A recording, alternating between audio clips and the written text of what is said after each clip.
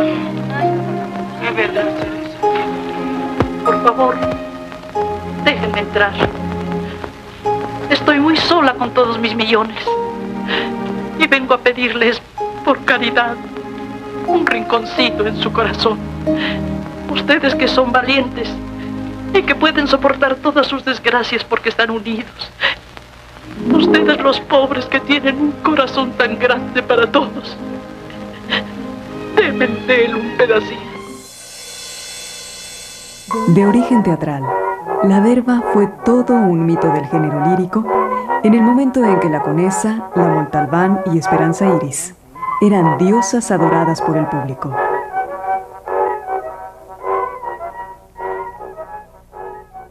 Herminia Pérez de León nació en la Ciudad de México en 1893. Su madre, una mujer culta y aficionada a la lectura, la música y la escritura, fomentó en Mimí desde pequeña la educación artística, ya que su gusto por cantar zarzuelas muestra que a la familia le gustaba el género chico. Toma, yo tengo un menino de cola muy larga, de pelo muy fino. Si le paso la mano, sale todo el público. Desde 1905 se pone de moda el cinematógrafo en México, convirtiéndose en el entretenimiento preferido de Mimí, que a diferencia de otras chicas de su edad, mostraba un carácter retraído. A Mimí no le gustaba ir a bailes y prefería la soledad y la escritura. Es por eso, decía, que me gusta ir al cine, porque lo veo todo y nadie me ve. Mimí poseía una fuerte personalidad y siempre tuvo constantes dudas sobre el matrimonio. Mi lema ha sido siempre la voluntad. Desde pequeña, cuanto he querido he logrado. Hasta donde se puede lograr lo que se quiere. Es por eso, escribe en su libro Páginas Sueltas de 1921. Sí, en ocasiones mi temperamento es melancólico, reservado y frío. No sabré decirle el porqué de esta amargura. Solo siento un deseo muy grande de ser otra muy diferente a la que soy. Vivir otra vida. Sentirme otra mujer con otro cuerpo, con otra cara, con otro corazón.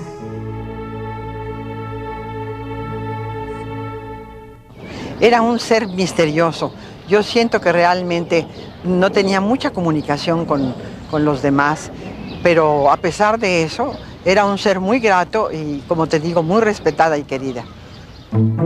Se perfila así la imagen de una muchacha a la que su entorno familiar y social le procuran una formación sobre la que se elevaron más tarde sus actividades profesionales, lo cual era extraño en una época en que la educación de las mujeres se orientaba básicamente hacia el ámbito doméstico. Porfirio Díaz renuncia a la presidencia que detenta desde 1897 y se exilia del país. En 1910, en la ciudad de San Luis. Para 1911, el maderismo cundía por todo el país. El pueblo se lanza a las calles a celebrar el acontecimiento. La revolución de las damas la inició doña Virginia Fábregas, al entablar demanda de divorcio en enero de 1911. Es así como se inicia una nueva etapa para la mujer. La anarquista Belén Zárraga, en pleno monumento a Juárez, negó la existencia de Dios. Las mujeres fundaron clubes políticos y organizaron manifestaciones callejeras para apoyar las demandas de los obreros y para luchar por el sufragio femenino.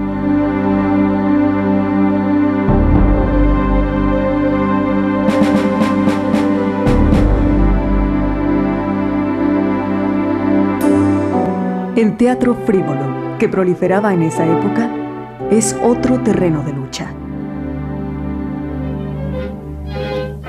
El 2 de agosto de 1911, en el Teatro Peiret de La Habana, Cuba, debuta una compañía de zarzuela hispano-mexicana recién llegada de México. En ella hace su aparición por primera vez una linda jovencita de 17 años, Mimí Derba. La zarzuela con la que pisa por primera vez el escenario es el Congreso Feminista. A fines de 1912, la zarzuela entra en crisis a causa del auge arrollador del cinematógrafo y la moda de las variedades. La supresión del feminismo por la dictadura huertista trajo un sentimiento de frustración. En el maderismo, la agitación, las manifestaciones callejeras y las colectas públicas en pro de los obreros, huérfanos y desvalidos habían sido con mucho producto de la mujer. En 1913, Mimí estrena El País de la Metralla. Esta obra fue uno de los sucesos artísticos más relevantes después de la Decena Trágica, siendo una obra en la que se denunciaba la dictadura militar del general Victoriano Huerta. Mimí Derba permaneció en la Ciudad de México durante los años críticos de 1914 y 1915 sin interrumpir su actividad. Al contrario, trabajaba con frecuencia para divertir a la gente, con lo que ganó fama.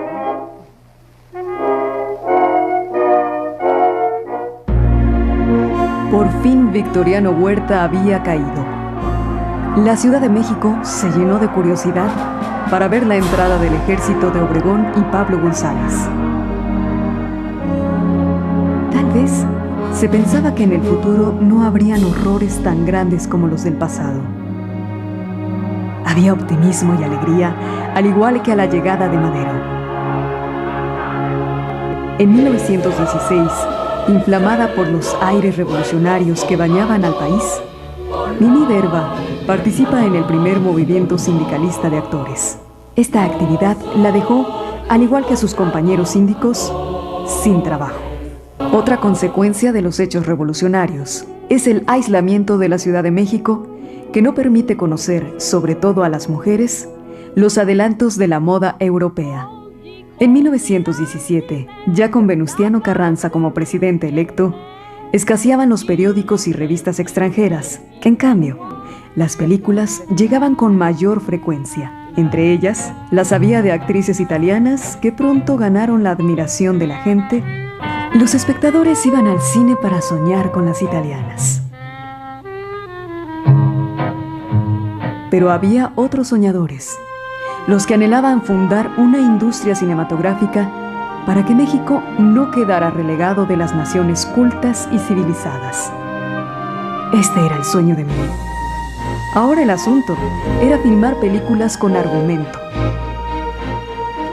Bajo este contexto, se inicia la historia cinematográfica de Mimí en 1917, un poco por el veto teatral y mucho por el espíritu emprendedor y moderno de la bella Tiple.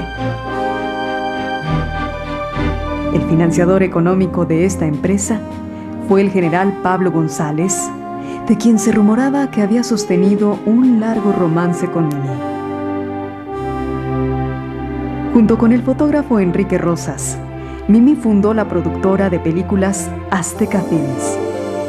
Esta empresa rodó 5 películas a partir de 1917, pero los escasos recursos económicos con los que contaban redujeron los sueños de Mimí a su mínima expresión.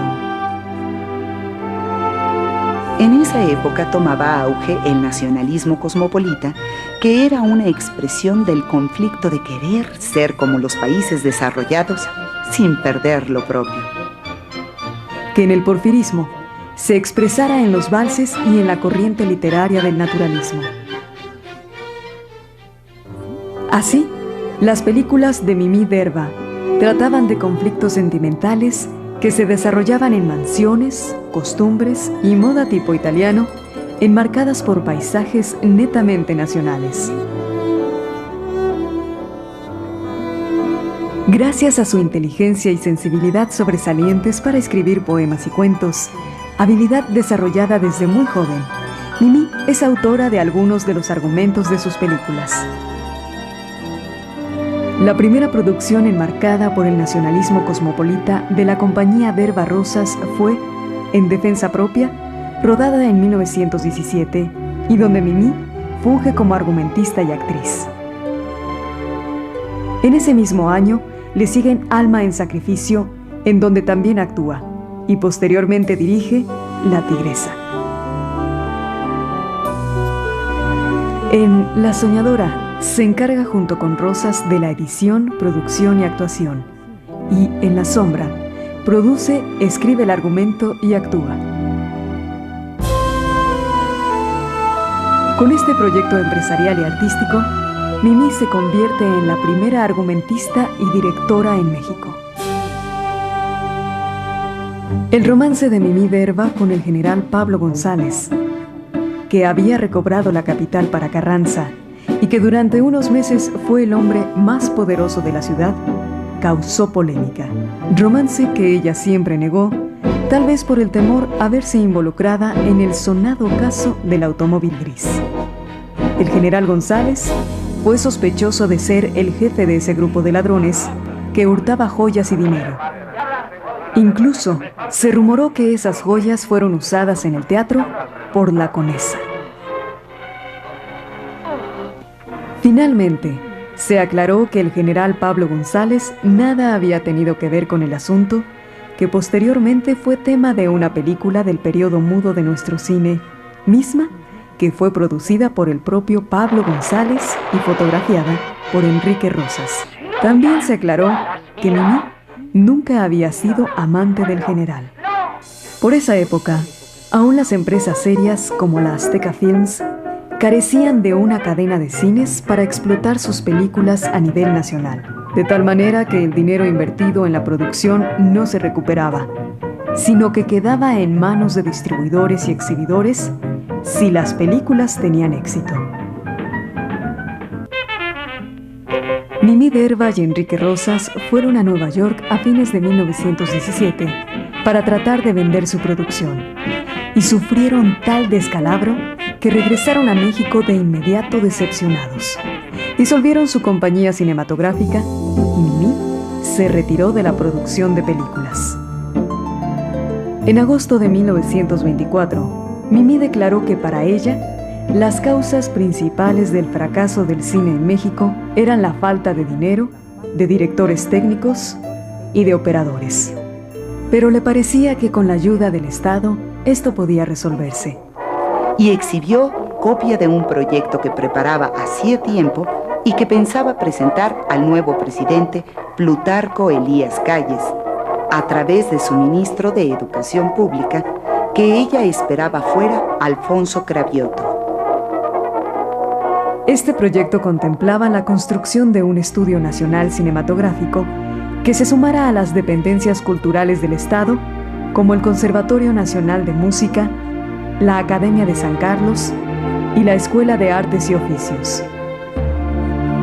El proyecto tal vez hubiera sido viable en un país donde el Estado no hubiera tenido otras prioridades económicas o políticas, pero en el México de aquellos tiempos era un sueño que no podía realizarse.